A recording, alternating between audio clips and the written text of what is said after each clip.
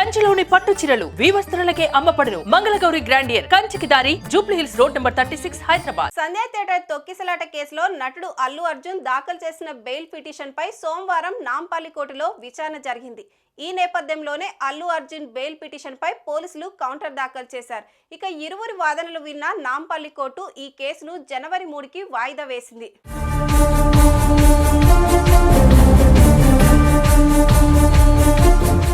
సంధ్య theatre ఘటనలో నటుడు Allu Arjun arrest అయి హైకోర్టు ఇచ్చిన మధ్యంతర బెయిల్ మీద విడుదలయ్యారు.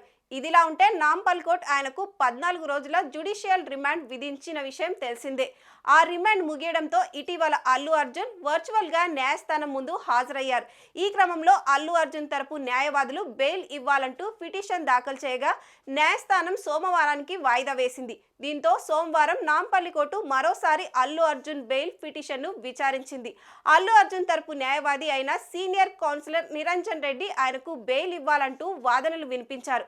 అనంతరం ఓ మహిళ మరణానికి కారణమైన అల్లు అర్జున్ కు బెయిల్ ఇవ్వకూడదంటూ పబ్లిక్ ప్రాసిక్యూషన్ కోరింది. ఇక ఈ ఇరువురి వాదనలు విన్న నాంపల్లి కోర్టు ఈ కేసును వచ్చే నెల 3కి వాయిదా వేస్తూ నిర్ణయం తీసుకుంది. ఇదే సమయంలో ఆయన బెయిల్ పిటిషన్ పై పోలీసులు కౌంటర్ దాఖలు చేశారు.